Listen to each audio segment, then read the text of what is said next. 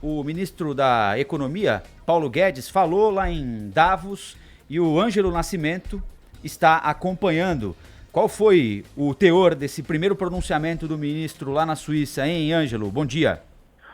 Oi, Pedro, bom dia para você, bom dia a todos. Perdão, Rafael, bom dia para você, bom dia a todos. Querido, é o seguinte, o ministro da Economia, Paulo Guedes, que cumpre a primeira agenda na manhã de hoje lá no Fórum Econômico de Davos, disse que o grande inimigo do meio ambiente é a pobreza e que ele ressaltou ainda, abre aspas, destroem porque estão com fome, fecha aspas. Além disso, ele ressaltou que o mundo precisa dar mais comida, defendendo incentivos para uma maior produção, mas reconheceu que a situação não é simples, é bastante complexa.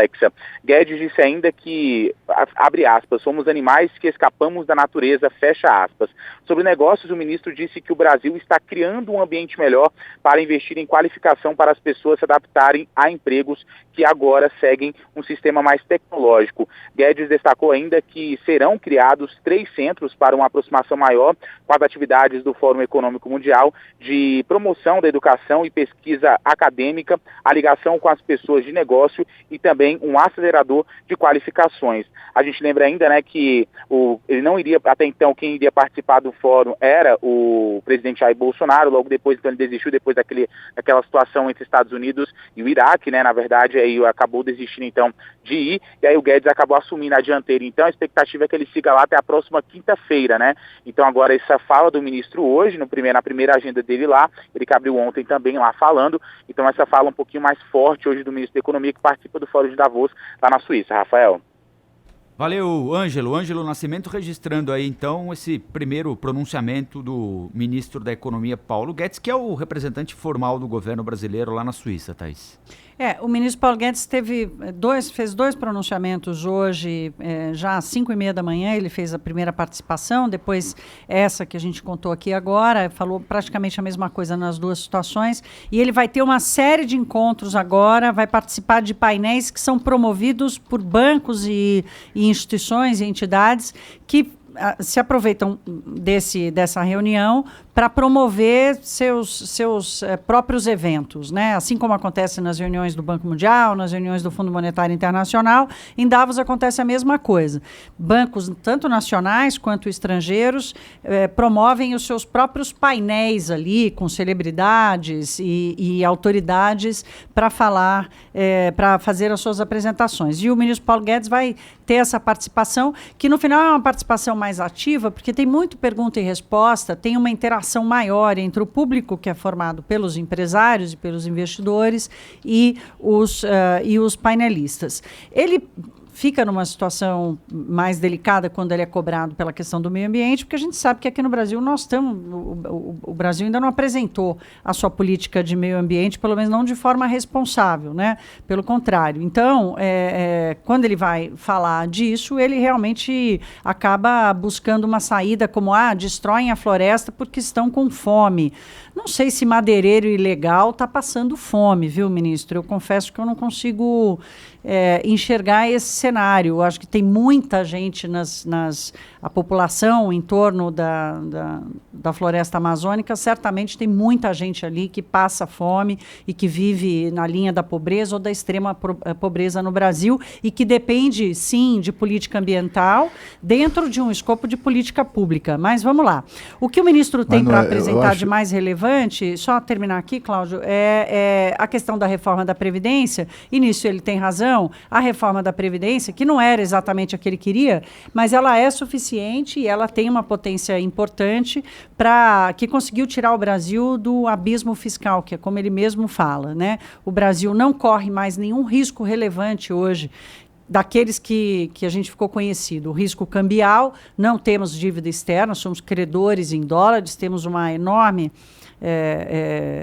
reserva internacional, 370 bilhões de dólares em reservas internacionais, e não temos mais um risco cambial. A dívida pública sobre o PIB, por causa da taxa de juros, as previsões agora, em vez de serem previsões para a alta da dívida pública, agora são de queda.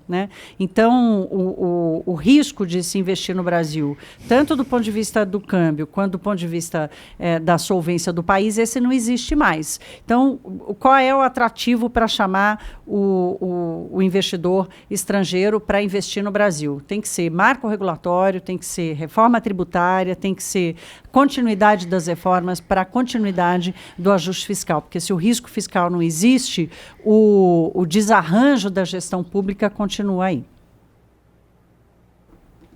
O Cláudio ia falar também, né, Cláudio? Isso.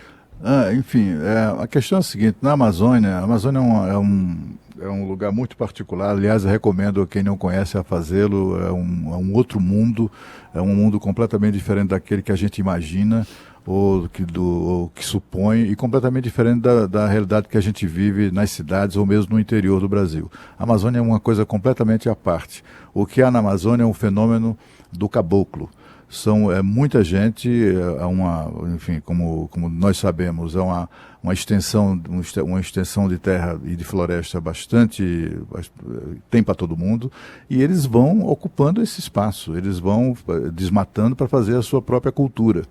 E é isso que acaba, de vez em quando, provocando queimadas, etc. e tal. Isso é um dos aspectos da queimada. Não é só madeireiro que corta madeira na Amazônia. O povo também faz isso. O povo mais simples. Gente que precisa plantar para comer. E eventualmente até vender e aí vai ampliando. Essas pessoas formam famílias, têm filhos, e os filhos também seguem na mesma atividade dos pais e dos avós e dos bisavós. Exatamente a falta de oportunidades para essas pessoas que faz com que eles explorem cada vez mais a terra na Amazônia, e muito embora seja uma terra inóspita do ponto de vista do aproveitamento, como é que eu diria, agrícola, né? É uma terra que não é a mais adequada, o solo não é propício para isso. E, portanto, assim, tem muita gente que acha, por exemplo, tem a fantasia de que são os grandes plantadores de soja, não sei o que e tal, que devastam a Amazônia para avançar sobre a Amazônia. Isso é uma mentira monumental. O solo não é adequado para isso, não é adequado para o plantio. Talvez, certamente para a pequena agricultura familiar, mas essa agricultura, essa pequena agricultura se alastra de uma maneira imparável, né, na Amazônia. Agora, apesar de toda essa histeria, e sobretudo de pessoas que não conhecem a Amazônia, o grande desafio é destruir aquilo. Não tem como, ou pelo menos não acontecerá tão cedo, né? Todas as vezes que eu vou lá à Amazônia, eu já fui muitas vezes, é incrível, chega a ser um tanto quanto inquietante, assustador até você sobrevoar a Amazônia.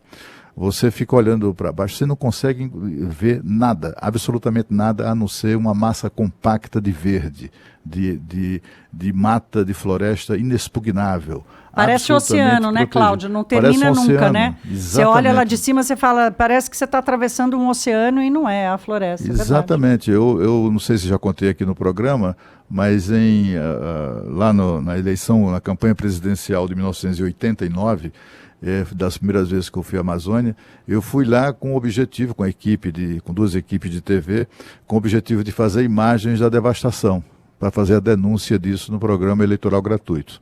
E chegamos a alugar dois pequenos aviões, com pilotos do Estado, pilotos experientes, e passamos ali, olha, uns 10 dias procurando locais para fazer imagens da devastação. Não havia, simplesmente não encontramos. O máximo que encontramos foi legal e tal, foi uma pista clandestina de pouso. Né? Uma pista clandestina de pouso. A tal da devastação era uma mentira, como continua sendo. Né? Não, quer dizer, é claro que as cidades avançam, é claro que os madeireiros existem, eles estão ali explorando a Amazônia de maneira predatória mesmo, e tudo isso existe, mas não no nível em que algumas ONGs picaretas fazem crer.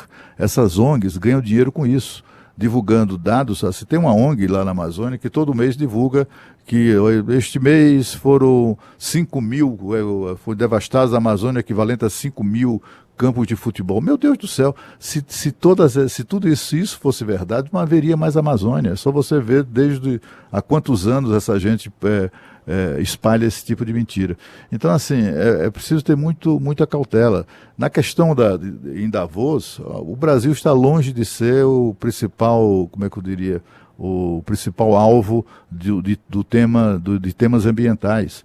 A Austrália, o incêndio nas florestas australianas, matou agora, há poucas semanas, 1 bilhão de animais. 1 bilhão de animais, né? Muito ao contrário do que aconteceu aqui na nossa floresta amazônica.